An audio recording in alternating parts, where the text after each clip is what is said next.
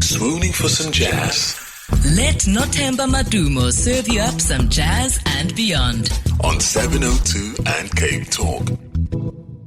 It is Jazz and Beyond on 702 and CapeTalk, where you come for the jazz and you stay for a good time with me, Nothemba. And I am so happy that today our guest is someone who has a voice that turns songs into stories, not to mention the fact that she's one of the most distinctive jazz voices of our time. She's been doing this for about 30 years. She's sold millions of records and she's been nominated for a Grammy. She's coming to South Africa for the Montreux Jazz Festival in Franschhoek. And I think what we love a lot about her is the fact that she manages to have her voice tell stories in the most intimate and even most subtle ways. And while others are, big, bold voices, she has a knack of just making sure that, this big world we live in feels a lot more lighter with her voice. Stacey Kent is our guest on Jazz and Beyond. Hello, Stacey. Hello, good morning. Morning to you, and it's afternoon for us, but we're happy to Yes, of course. We're happy to have you and chat with you. I mean, I've just been trying to describe your voice and the impact that it has for us. And of course, I love the fact that your style is quite understated, famously so. Did this come naturally for you, or is this a conscious decision that, listen, I see the big voices and things. I'm not that kind of guy or kind of woman, so to speak. Thank you so much for saying that. It does indeed come wholly naturally to me. And I think that I haven't done anything on purpose to manipulate anything. I think that I am quite simply the person that I am. I love that I live inside a genre that allows me to just be, in the same way folk music does, just be me. I don't perform or act in musical theater or in opera. And not that I don't love those kinds of music, because I do. I mean, the world is full of all sorts of music, right? Yeah. And what you get to do as an artist is find the path that's right for you. In the same way that anybody who goes shopping and knows themselves very well and has a confidence about themselves chooses the color or the style that suits them. I wouldn't buy a yellow jacket. It doesn't suit me yellow, but I would buy the rust color jacket. Do you know what I'm saying? Yeah. You find a way to connect with the music that feels right for you, that shares your own vision of the world, that allows you to express yourself with the sensibility, with the personality that you have. And I think that I've always been like this. And that's not to say that I haven't developed and matured over the years. Of course I have. And I've honed my skills as well. And I still work on my music and my voice. I still take my voice lessons, etc. But I think that I was very confident, even from a young age, that my voice and my way of expressing was quite simply my own. I will tell you one thing that I think is a key factor in all of this. I grew up in a pretty academic household, and my grandmother taught, my mother taught, and my mother was very interested in passing on to her own children a love of literature and storytelling. And so I had a bunch of siblings, and we would sit together in the evenings and read aloud to one another with my mother. And she would pass the book around when it changed chapters. And so one night it would be my brother, one night it would be my mother, one night it would be one of my sisters, and then one night it would be me. Whenever the book was put onto my lap, and I delivered the story. And it wasn't my story. It was whatever novelist we were reading at the time. But the way in which I delivered was different from everybody else in my family. And I discovered as a little kid, years before I was a singer, that my way of delivering, my way of it being inside a story was my own intimate way. And I loved that. I delighted in the fact that my own storytelling, I can't explain why, but it just gave me lots of joy and also lots of confidence. So, I was never a big show-stopping kid. And I was in all the school productions like all my little friends. And there's one other key. I had a bunch of schoolgirl friends. We were a little close-knit group, And we were in a school that was mostly male because we were early on as one of the female classes that joined the school. Mm-hmm. And so there weren't very many of us. And so we banded together as a bunch of girls. And my little school friends would always ask me to sing for them at lunchtime, at recess, and breaks. And it was never show-stopping. It was never big. It was more like, Stacy, could you come and sing in my ear? They wanted me delivering to them in a kind of whispered, very human, very personal, lullaby-like way. And so I think I developed this skill and this personality as a little thing. And then when I grew up and became a singer, it was fully formed. And that's why I say I didn't do anything on purpose. I just am who I am, and I love the human side of what it is that we do, as do you. Yeah. And you can do it in so many different facets, and this is mine. And I think it's such a beautiful story and or backstory that actually explains also the fact that the literature involved in your upbringing, and you even started literature. So the whole storytelling thing is so part of you, and also the delivery that you say you have, because it's always, as you say, intimate, whispery kind of thing.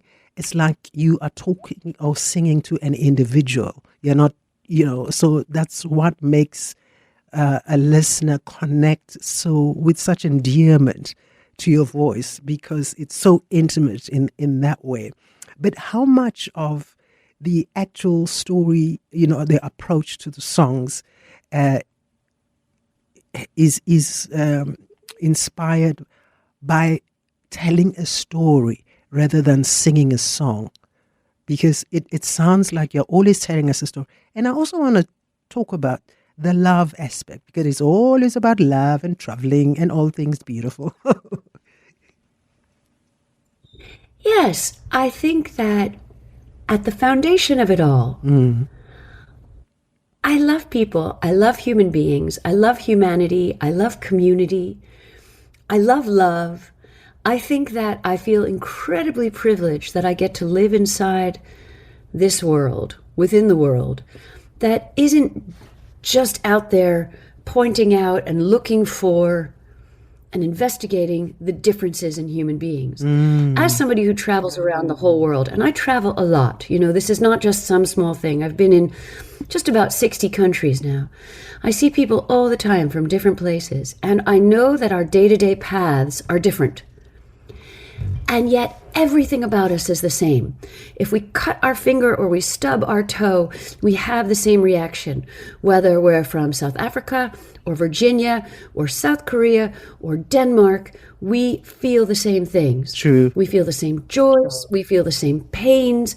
We have the same frissons about things, right? When we're diving into a water. I mean, we just experience life as human beings. And the reason I love to tell these stories so much is because although those paths are different and we're strangers, we can so much connect by a story in a metaphorical way. When I sing these stories, they're not mine word for word, and yet I love the metaphor and the poetry of them. There's a great quote from, I'm a big film lover, by the way, and there's a great quote from Andrei Tarkovsky, the film director. And he said at one point that if you take a book and you give it to 1,000 different people, it becomes 1,000 different stories. That is to say that we will all look at things and listen to things in our own way through the prism of our own experiences on the planet, right? That is true. And so people will feel it slightly differently on any given night, in the same way that we will.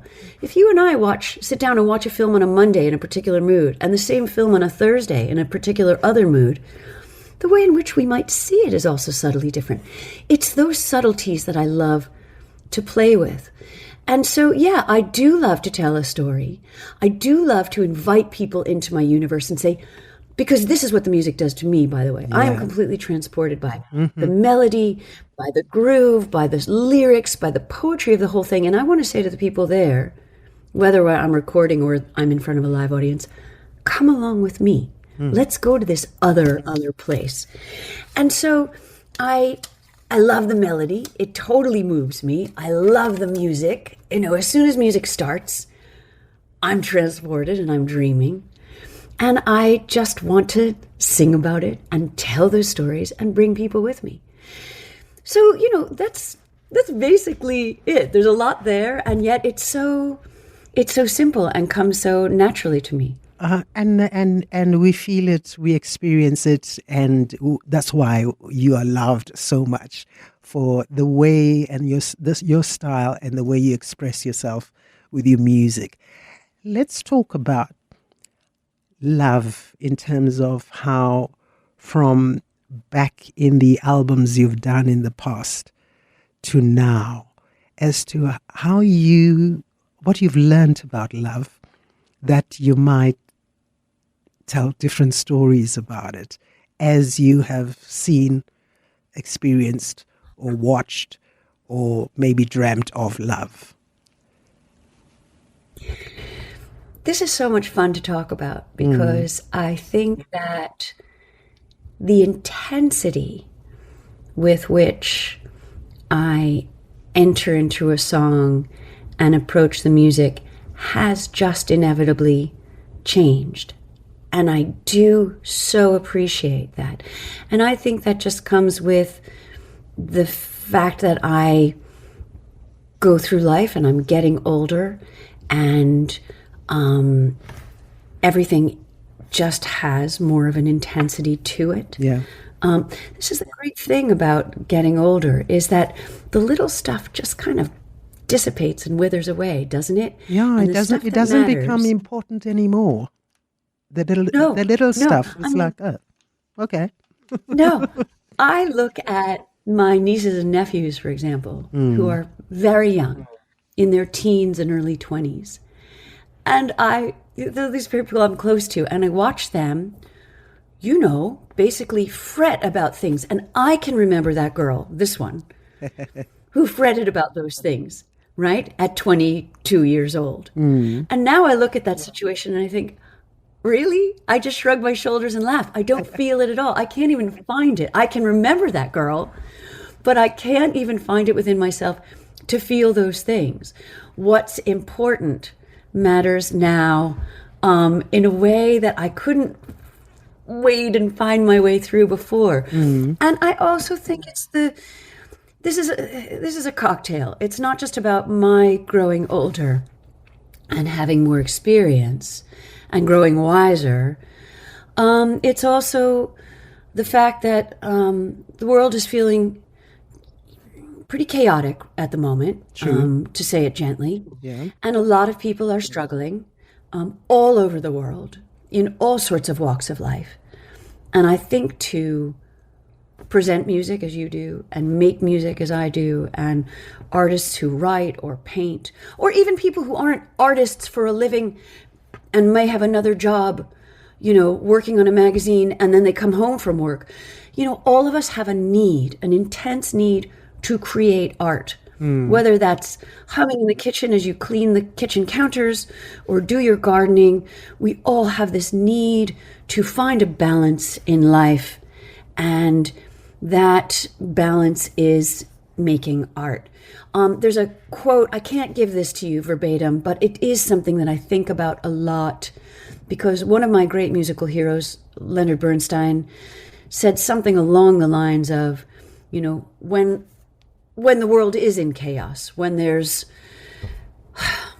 difficult times and aggression and et cetera, et cetera. You get the picture. Yes. Like now. We, as the musicians, have all the more responsibility and necessity to create it all the more intensely. And that is right. So I think that those two components are why when I sing these love songs and I go delving deep inside, boy, do they feel more powerful. And it's interesting to compare, by the way. There are a few songs. I love to return to songs that I haven't sung or recorded in a long time. Yeah. This is something that one of my other heroes, Antonio Carlos Jobim, did a lot. I re-recorded a few things just because I had the need. It was a real necessity, like, I need this song again. We returned to, let's say, I Wish I Could Go Traveling Again, which we recorded in 2007 on Breakfast on the Morning Tram. That was quite an album. That was quite an album. And the fact that you had the former president of the U.S. have it in his list of favorite songs last year is also just, I'm like, God, he's got good taste, you know. To have Obama have your song on the playlist. How was that for you? That was enormous. What an honor. Thank you for saying that. I had just for a moment that had slipped my mind. How can that be? I love that he chose that one, especially because I Wish I Could Go Traveling Again, and I'm sure this is something we'll talk about along the way. Yeah. But it's not just a song that I sang. It was written for me personally by my husband, Jim Tomlinson, who composes a lot of my music, and the great novelist and winner of the Nobel Prize for Literature in 2017, the genius Kazuo Ishiguro. So it was a homegrown family song. Ish, we call him Ish, and Jim and I. So I love that Obama picked one of our personal songs. And I did, just to go back for a second, I did return to that song during the pandemic, when Jim and Art Hirahara, our pianist, and I made a record that I really loved making called Songs from Other Places. Yes. Songs from Other Places. It's so enormously powerful to me, making that record. And I said, when we were picking the repertoire for it, I told Jim and Art, during the pandemic, when people were really connecting via social media because we were all closed off from one another, I had 1,000,001 requests for that song. Please, Stacy, come and sing us that song. Wow. And so we thought, well, this should go on the album. So Jim rearranged it, and Art and I approached it. And you know what? Although it's the same song, the same story, this is going back to the Tarkovsky quote, isn't it? Because it's me now singing this song a whole bunch of years later, over a decade later. And when Art and I played it, the intensity of singing it was so different and off the chart. And I couldn't help but giggle at this melancholic song that I sang in 2007 and I'm re-singing in 2021. And I went, oh my God, this feels so different.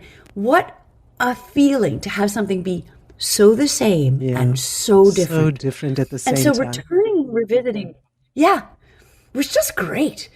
And so that is part of my joy as a musician too, because I'm making my own self-discoveries along the way. So in terms of your question before about returning to the love songs, you know, I love the love songs that have that real gentle push-pull tension, right?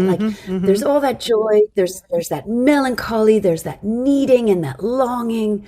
I mean, those are the ones I'm most attracted to, obviously, for people who know my music. Yeah. Everything has that complexity. No, and I love the fact that the songs make us go through all these emotions that love demands of us. As you say, the tension, the fear, the wonder, the anxiety, and also just the pleasure and the joy of it at the same time, which are all things to do with love. But just going back to your husband, Jim, as well as, this man who does this beautiful poetry that you also turn into songs. I mean, how that relationship has played a significant part in your music story, because I think people need to. By the way, are you coming with them, both, to Franschhoek for the Montreux Jazz Festival? Yes, this is a long story that I will make brief, because just to give the listeners a little insight to what you already know, but they might not realize. And it has changed my entire life, by the way, and my vision of the world, and here's why. In the year 2000, I was living in England with Jim. Excuse me. I'm going to take a little sip. No problem. I hope that's In the just year 2000, water. I was living. That's just a cup of green tea. It's early in the morning here in Virginia, by the way. Okay. So that's your story. You stick to it. It's fine. I'm joking. So, of course. By the way, this mug says, "I wish you lived next door." A Beautiful. gift. Yes.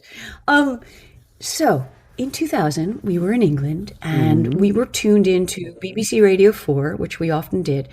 And for those who don't know, a lot of people will know, there's a great radio show that has been running for, I think, about 50 years, maybe longer. It's one of BBC's longest running radio shows. It's called Desert Island Discs. Okay. And for decades, they've been inviting celebrities from all walks of life to come on and sit down on a Sunday morning and talk about their work, their life, and their career. But interspersed is a game. And the game is, if you were stuck on a desert island for the rest of your life with only 7 records, what would you bring with you? Lovely. And Kazuo Ishiguro, this Nobel Prize-winning author, he hadn't run the Nobel Prize at this point, but he was also already a great author. Yeah. I mean, I had read 3 of his novels by this point. So he's on, and he's talking about his life and his work, and he chose my record, They Can't Take That Away From Me. I cannot tell you how I felt. It's not describable. Wow. Now, the reason this was so impactful is because not only is it fun to be on Desert Island Discs, I've been on there before, but when one of your favorite authors of all time chooses you, Can you imagine? you are going to Wow. just fall to the floor. I mean, just knees buckling, right? So I wrote a quick email to the BBC and I said, "Hello, I'm Stacy Kent, and Kazuo Ishiguro was your guest on Desert Island Discs this week, and he just played me. Please send him my email address and tell him thank you so much. I'm such an enormous fan of his work." Here's the long story short. They wrote back. He wrote back. I heard from his agent first, then he wrote back, and we became great friends. Beautiful. There's a reason for this, and there's no reason, I know, isn't it? There's a reason why he will have chosen They Can't Take That Away From Me, which is in this category, right, that you and I were just talking about that push-pull. It's melancholic, it's hopeful, there's always that sense of hope. Anyway, we became great friends, and we realized that there's a reason why he loved my music and I loved his novels. We shared a vision of the world. And 6 years later, when we were at a lunch, Jim, me, Ishiguro, and his wife Lorna, at some point, just out of nowhere, they said, we should write a song for Stacy. This conversation turned into something so serious, so fast. Wow. And 2 weeks later, I know, 2 weeks later, standing on my doorstep in the morning, in my dressing gown, I'm opening the mail, and there's a handwritten letter from Ishiguro, Ish, and it's the lyrics for Breakfast on the Morning Tram and The Ice Hotel. Word. He moved fast. So Jim wrote the music. I read them aloud to Jim. And he was listening to the poetry and the scansion and my way of delivering these stories. And out of that came the songs. We realized that we were onto something big, not just because they were successful songs, and they were, but also because we had clicked into something that just was enormously good chemistry. We really were onto something beautiful, that Ish and Jim were hearing me in their head as they're creating these stories. And so finding a way that, even though, as I said earlier, they're not my story word for word, metaphorically they really are. They're sad and they're melancholic, but they're full of hope and they're full of forward motion and figuring things out. And they've written many, many songs since that year that have appeared on many of my albums over the years. Yes, they have. And we continue to work together. Next year, there will be another album with some of their songs. And I cannot believe how lucky I am that these two, and they're so beautiful together. The Tomlinson Ishiguro Songbook is something because Jim and Ish, they really understand each other. It's so beautiful. And so to have these songs in my repertoire is just extraordinary. Which again comes back to my question, which you've sort of not answered, if they're both coming with you. Oh, yes. So who is coming with me? I'm so sorry. So Jim Tomlinson will be on my left on saxophones and flutes and percussion. Yeah. And on my right is my longtime friend and collaborator, Art Hirahara, on piano. Art and Jim and I have been playing together for over 20 years. Art and Ish also love each other, by the way. And so Art will be on piano. Ishiguro came to see us perform not so long ago in London, the three of us. It's very intimate, this show, but it's very rich and intense and big and small all at the same time. And Ish gave us such a compliment. He said, I closed my eyes and I listened to this trio and I was listening to an orchestra. And he's right about that, because when you're just three and there is no layer of other music's going on, like the bass and the percussion, which is great too. I mean, sometimes we play a 6 or even 60 when we play with the orchestra. Yeah. We play a lot with symphony orchestra too. But when you're three, everything just shrinks down into this triaged vacuum pack, and you hear all the harmonics from the saxophones and the piano are just singing and ringing out. The ability to stand between these two voices, and Jim's and Ish and Art's voices are so beautiful. So that sounds amazing. That you So that's what you're going to hear in South Africa, and it's beautiful also because actually we get the intensity of that subtleness with less, if you know what I mean. Rather than with a big band or big orchestra, the intensity of your voice and your delivery comes through when there's less going on, if you know what I mean, if you understand what I mean. Thank you. If you were to ask me, you haven't, but if you were, I'm gonna now. My greatest musical hero of them all is the great, brilliant guitarist, vocalist from Brazil, João Gilberto. Okay. And I learned from João. I discovered João at 14 years old. And I learned from João, who is that epitome of the triage and the intensity, singing so focused. I mean, this man has incredible focus and delivery. And it is exactly that quiet intensity. And I discovered that as a kid. And I fell in love with it as a kid. At 14, when I discovered João Gilberto, I still didn't know. I sang as a hobby, but I had no clue that I would sing one day professionally. But I think that I put that inside my heart and stored it up. And when I came to sing, I think it just came very naturally to gravitate to that kind of a style. I developed it because I really related to it. So João is my hero, and he is the master at that. And that I would imagine also influenced your relationship with the microphone, how you treat the microphone. What is your relationship with it? It is there. It is an object. I suppose I'm thinking about it without even really thinking about it. Yeah. Right? It's a matter of layers. So it's there. I'm thinking about it because I want to make sure I'm in the right proximity.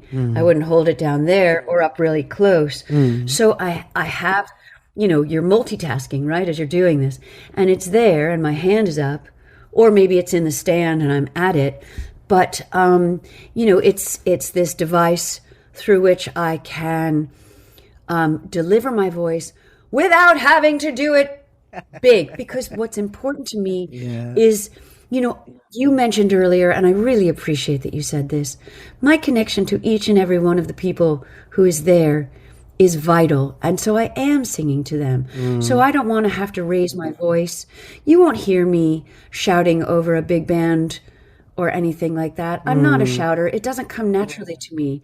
I do sing with orchestra, as I said earlier, but then you're just wrapped in a blanket of sound, and you can be your quiet, intense self. João Gilberto did that all the time with orchestra sometimes he was alone and sometimes he was with multitudes of instruments behind him. Jobim as well, Edu Lobo as well.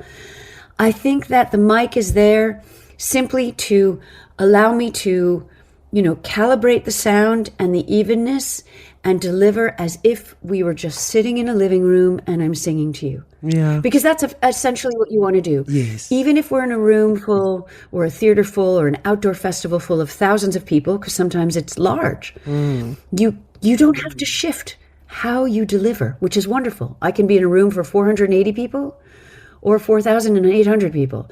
And the way in which I deliver through that mic gets to stay the same. So it's great to have that device and the modern technology to be able to do it that way. To do it that way. And also, it's important for us to hear Stacy, the real Stacy, not as you said earlier, a performing Stacy or one that's trying to reach 10,000 people with a voice that's just as fine, even if there were two people in front of her, if you know exactly that. Yeah. And think of the masters who've done that before. You know, James Taylor does it alone with his guitar. Tracy Chapman does it alone with her guitar.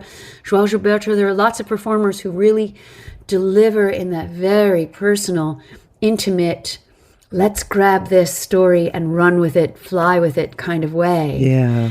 And the level at which you deliver does not have to shift. Absolutely. When you listen to your earlier albums and listen to your voice and also just the way you sang then, I'm talking going back to like The Boy Next Door or maybe The Changing Lights or Tenderly or I Know I Dream, and coming to your latest one now, which is also about love. When you listen back to those albums, do you notice any change or development in who Stacy was then to who Stacy is now?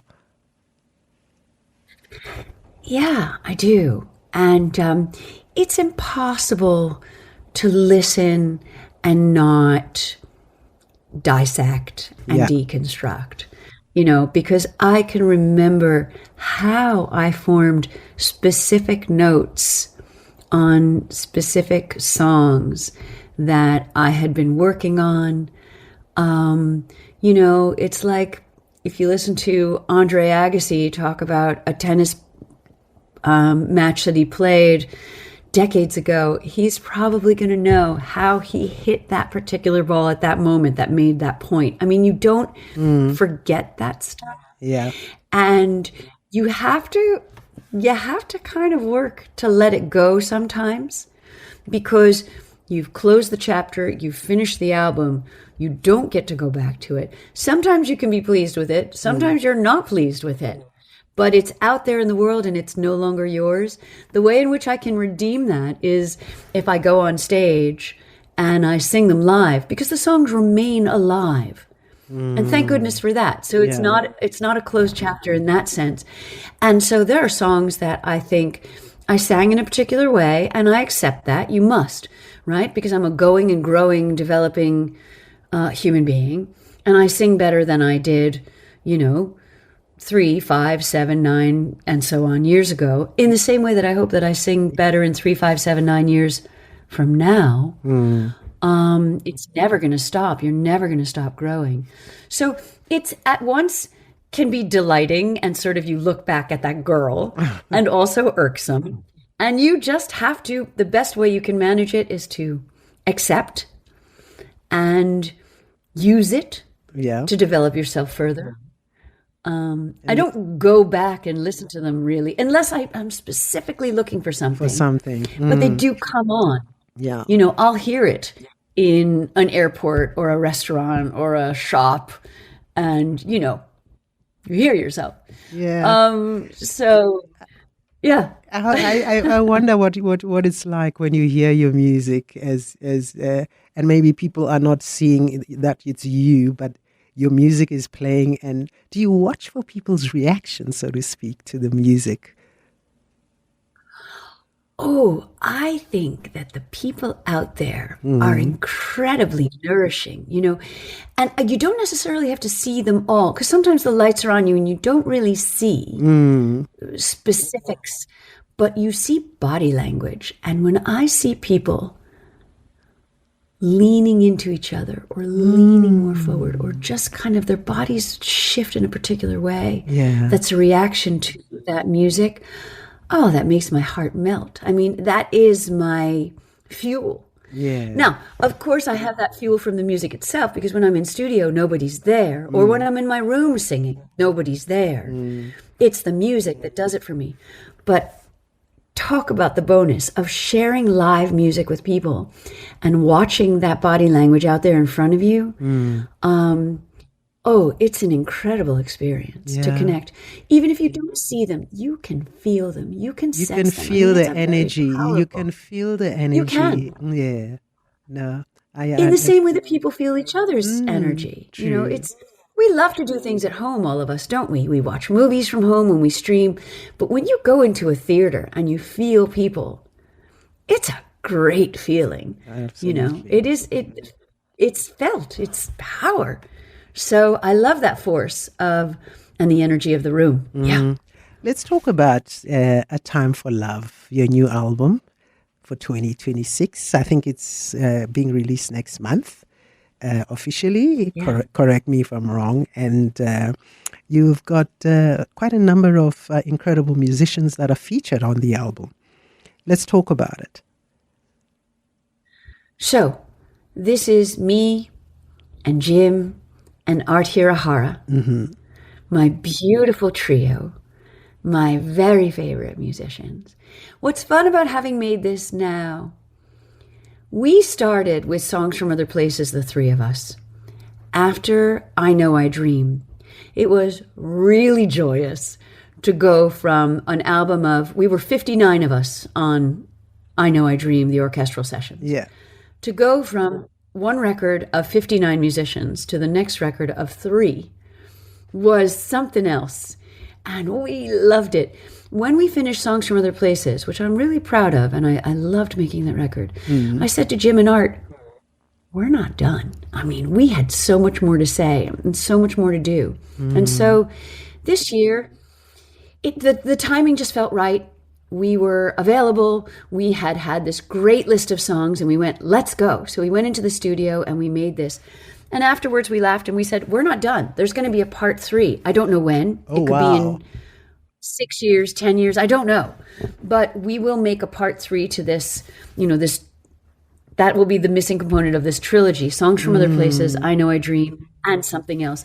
I love working with these two. So what I did in the studio is also the chamber orchestra, we should call it, that I'm coming to South Africa to perform with. They are so incredibly expressive, these two.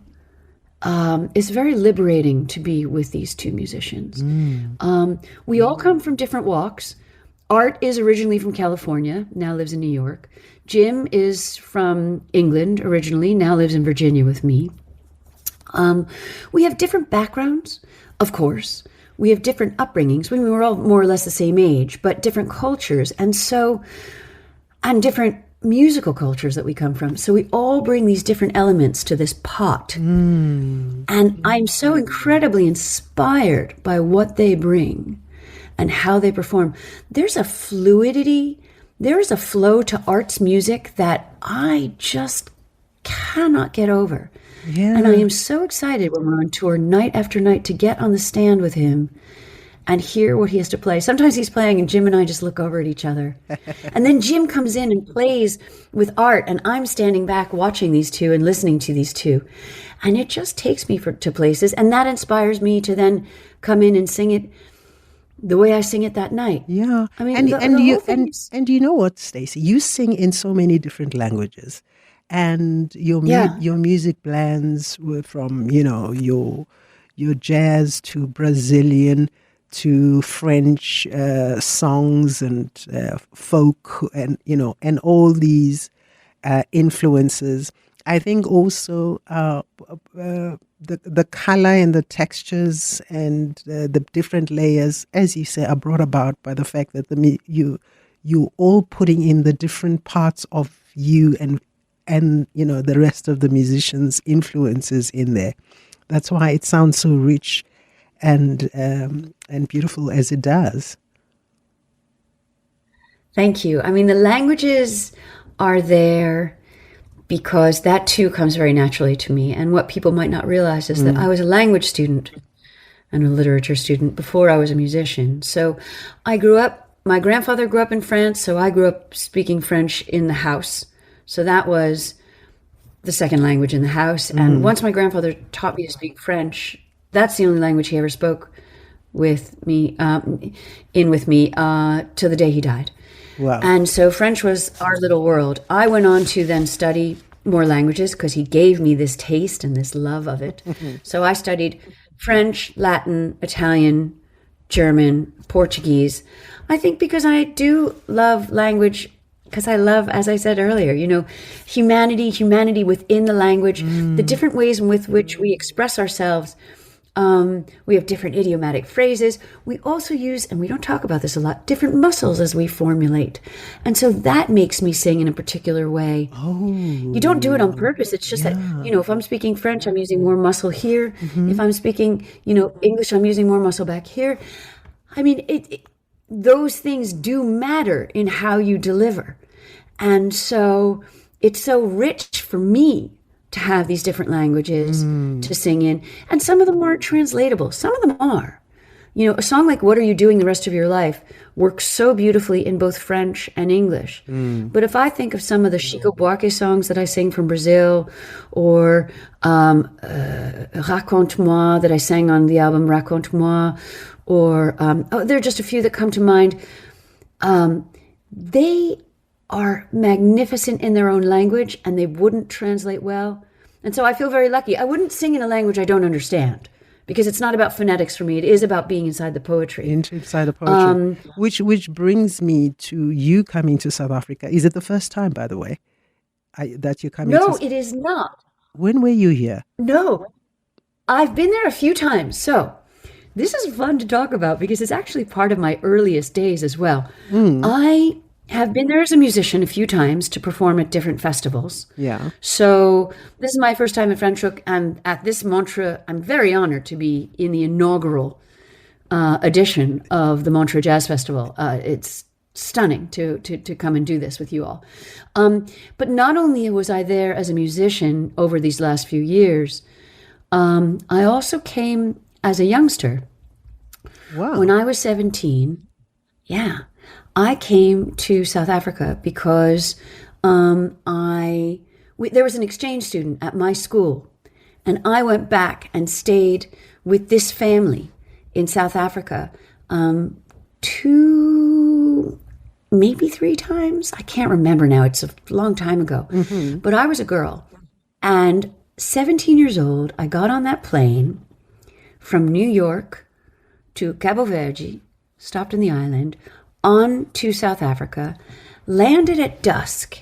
And I just need to tell you this, because when you land at dusk in South Africa for the very first time and you see that sunset and those silhouettes of those trees, that is a memory burnished inside your brain and heart that you will never forget. It was the most stunning thing I have ever seen.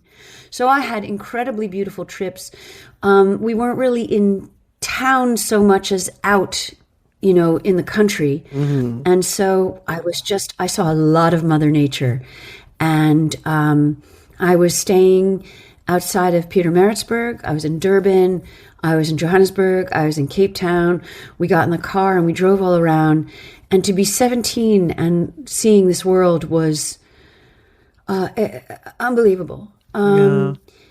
And obviously it's a different world right now. I love coming back to it as it is today. And I'm very honored. You might fall in love all over again when you come now with whatever has changed from when you were 17. And talking about your age, you'll be celebrating your birthday while you're here on the 27th. How are you going to celebrate it? I will. It's my birthday. I love that. It's so much fun to come out and work on my birthday. Yeah. So, when you're a traveling musician, holidays and birthdays don't have the same sort of import because you can be anywhere, Yeah. without that kind of daily rhythm that you might get if you were home and working Monday to Friday. And so sometimes we're out on our birthdays or on a particular holiday, waking up next to my best friend, drinking a glorious cup of coffee and looking outside the window and seeing the world, and then coming on stage to play at the Montreux Jazz Festival in South Africa for the very first time.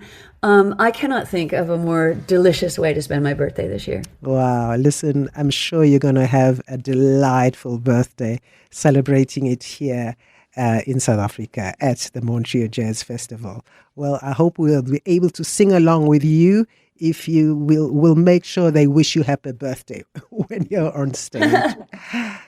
Listen, thank you so much. Thank you so much for talking to us on Jazz and Beyond. And we look forward to meeting you at the Montreux Jazz Festival. And I'm sure you're going to have a great time. So many people, I love your music and are looking forward to your performance.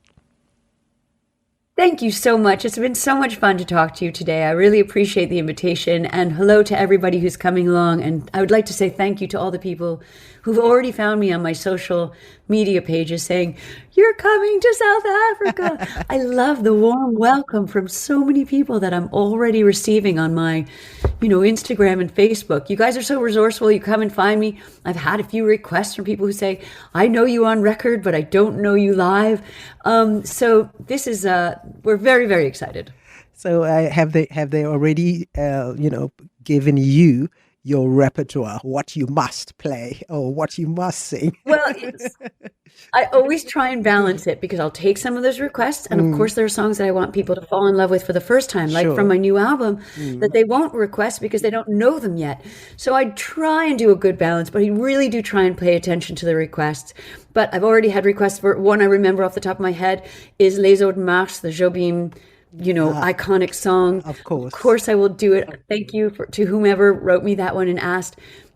It's very special to me when you guys tell me what's in your heart and you want to hear. Beautiful. So, but again, thanks for the warm welcome to you and all of you guys at the radio station. Thank you so much for talking to us, and we enjoy the conversation ourselves, and can't wait to meet you. Me too. See you soon. See you soon. Swooning for some jazz. Let Nothemba Madumo serve you up some jazz and beyond. On 702 and Cape Talk.